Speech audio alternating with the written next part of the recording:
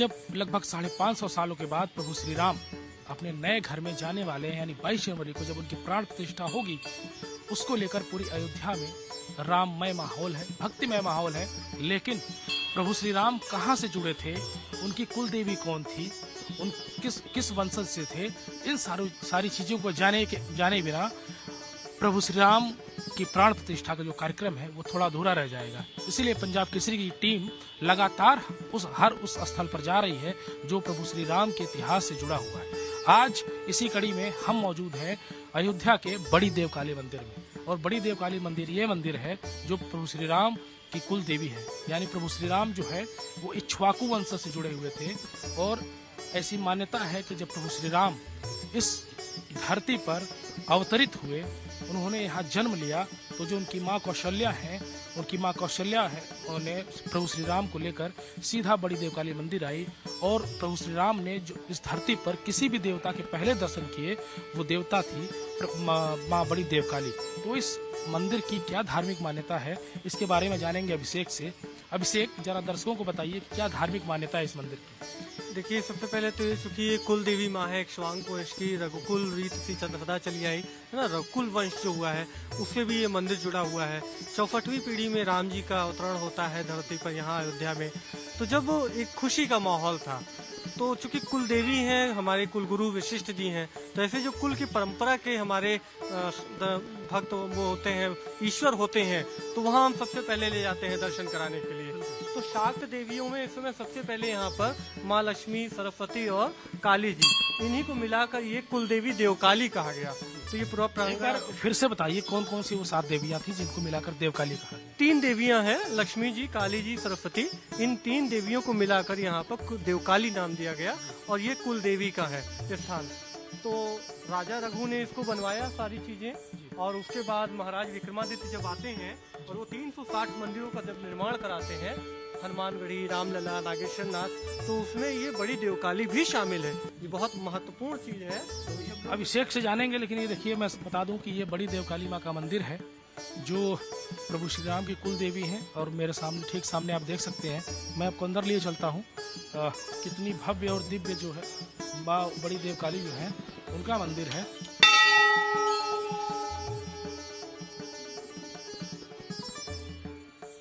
तो मैं उस मंदिर के अंदर हूँ जहाँ जिनके प्रथम दर्शन जो है प्रभु श्री राम ने किए थे। माँ कौशल्या उनको लेकर आई थी, और मेरे सामने जो ये साक्षात विराजमान है ये माँ बड़ी देवकाली हैं। इनकी दूसरी धार्मिक मान्यताएं क्या है, पुजारी जी मेरे साथ हैं, इनसे जानेंगे। पुजारी जी, क्या है बड़ी देवकाली की जो धार्मिक मान्यता है, बताएं। या राम, महाकाली, महालक्ष्मी, महासरस्वती तीनों मिलकर बड़ी देवकाली माँ। ये राजा सुदर्शन की यहाँ से स्थापित मूर्ति है। राजा राम के काय 6-7 पुष्प पहले समझा, सुदर्शन है, हरिश्चंद्र है, दशरथ हैं, आज हैं। मतलब जब प्रभु श्री राम के 6-7 पुष्प पहले राजा सुदर्शन ने माँ को स्थापित किया था यहाँ पे। जी बताएं। और नवरात्र में 9 दिन मेला लगता है चैत कुआर में।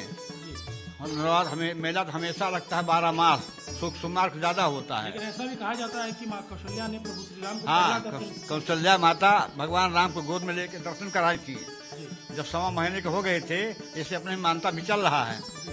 सब बच्चा हो जाता घर में, चलो 1.25 महीना हो गया देवकाली दर्शन कराया जाए, वही मानता कौशल्या जी का था। 1.25 महीने भगवान राम हो गए तो अपने सखियों के साथ यहाँ दर्शन कराने लगे। वही श्रीनाथ के ऊपर वाले मंदिर में दिखाए गए हैं। भगवान राम के बगल में सरजू माता है, और 400 सखियां बनी हुई हैं अगल बगल में।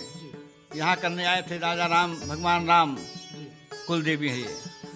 ऐसे होता रहता है। तो इस मंदिर में बड़ी देवकाली माँ के अलावा और किसकी और मंदिर है, भगवान सामने है, विष्णु भगवान, लक्ष्मी जी है बगल में, उसके बगल में गणेश जी है, उसके बाद अष्टभुजा माता है, दुर्गा जी है, शंकर जी हैं, शनि महाराज हैं, काल भैरव मंदिर है, शीतला का गायत्री के सामने है, ये दूधनाथ भगवान है, ये भी पुराने हैं, पुरानी कब का किसने स्थापना किया है, बगल में है।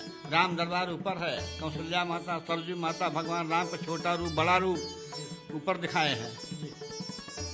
तो पुजारी जी बता रहे थे कि प्रभु श्री राम को जब प्रभु श्री राम 1.25 महीने के हो गए तो उनको जो पहला दर्शन माँ कौशल्या ने कराया तो वो माँ बड़ी देवकाली की कराया। यहाँ 3 जो देवियाँ हैं उनको मिलाकर उनकी मूर्ति यहाँ रखकर बड़ी देवकाली की मान्यता दी गई। तो ये इस स्थान की जो है धार्मिक मान्यता है। आइए हम जो हमारे दर्शक हैं उनको हम इस बड़ी देवकाली मंदिर के अंदर और भी क्या कौन सी माँ विराजमान है, जो प्रभु विराजमान है वो कौन से हैं, उनके भी बारे में बताते हैं। अभिषेक जरा बताइए आप। तो जैसे भी आपका एक प्रश्न था कि सामने सरोवर है, देखिए जो 108 कुंडों की मैं बात करता हूँ तो जिसमें 47 कुंड थे। देखिए जो जलाशय बनाए जाते थे वो उसका एक अलग महत्व था कि बारिश के समय में जब पानी कहीं नहीं मिल पाता था तो इन जलाशयों से ही वो अपने संसाधनों को पूर्ण करते थे। लेकिन इसी जलाशयों को कुंडों से जोड़ा गया, यानी कि धर्म और आस्था से जोड़ा गया कि ये सारी चीजें संरक्षित हो सके। तो अब इसी संरक्षण के क्षेत्र में जब हम आते हैं, यहाँ देखिए तो अब आपने अभी जैसे देवकाली माँ के दर्शन किए, तो जब हम अंदर आते हैं तो ये मंदिर बाद में बनाया गया है और यहाँ के कई हिंदू राजाओं ने यहाँ पर मंदिर का निर्माण किया। तो जैसे दियरा राजा है, उन्हीं के संरक्षण में अभी मंदिर चल रहा है। तो हम अभी आइए अंदर आपको दिखाते हैं। बिल्कुल। तो आप इधर देखेंगे कि बाल रूप में राम जी देखिए विराजमान है और शयन मुद्रा में है, यानी कि सो रहे हैं छोटे। ये देखिए राम जी का ये जो प्रतिमा है ये बाल रूप है उनका, और प्रभु श्री राम जो है वो यहाँ शयनावस्था में है, यानी वो बिल्कुल चीर निद्रा में है, वो सो रहे हैं। बिल्कुल छोटे हैं, अभी 1.25 महीने के हैं। माँ कौशल्या उनको लेकर आई हैं। इसी से थोड़ा हम इधर आगे बढ़ते हैं तो आप देखिए कौशल्या माँ के दर्शन होते हैं, है ना। ऐसा मंदिर और कहीं नहीं आपको मिलेगा जहाँ माँ कौशल्या और राम जी इस तरीके से बाल रूप में हो। ठीक है, रामचंद्र जी हैं, कौशल्या माँ है। अब कारण यहाँ है अवतरण का, इसी तरीके से दिखाया गया है कि लोग यहाँ जब आएंगे तो देखेंगे। इसके आगे जब बढ़ते हैं तो 3 मंदिर ऐसे हैं अयोध्या में, एक बड़ी देवकाली मंदिर, एक सरयू मंदिर और एक वशिष्ठ मंदिर। 3 ही मंदिरों में से सरयू जी की प्रतिमा है।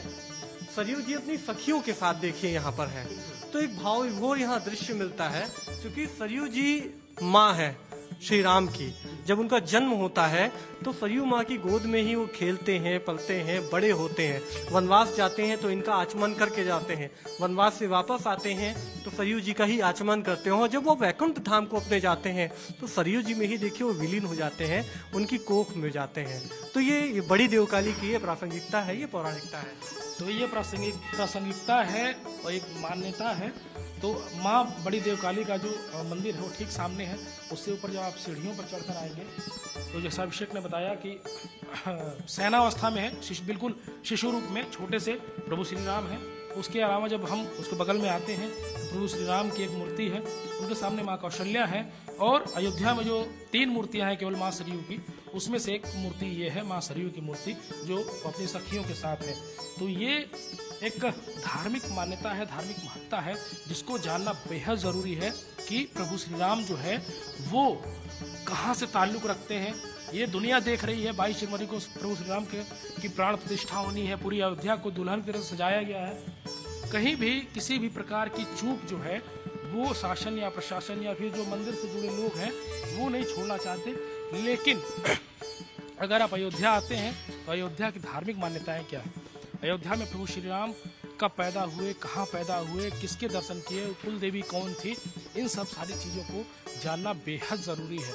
अगर आप इन सब सारी चीज़ों को नहीं जानते हैं, आप आएंगे प्रभु श्री राम के दर्शन करेंगे और चले जाएंगे, लेकिन उनसे जुड़ी जो पौराणिक चीज़ें हैं उसको भी जानना बेहद ज़रूरी है। और हम लगातार इस चीज़ की कवरेज कर रहे हैं, जो प्रभु श्री राम से जुड़ी चीज़ें हैं उसको हम आप तक पहुँचाएँ। और इसी कड़ी में ये था माँ बड़ी देवकाली का मंदिर, जहाँ जब प्रभु श्री राम पैदा हुए, अवतरित हुए इस धरती पर, जब उस धरती पर वो आए तब माँ कौशल्या ने उनको किसी भी, जब 1.25 महीने के हो गए प्रभु श्री राम, तो उनको जब किसी भी देवी का जो पहला दर्शन कराया गया वो माँ बड़ी देवकाली का कराया गया, जो आज भी यहाँ विराजमान है।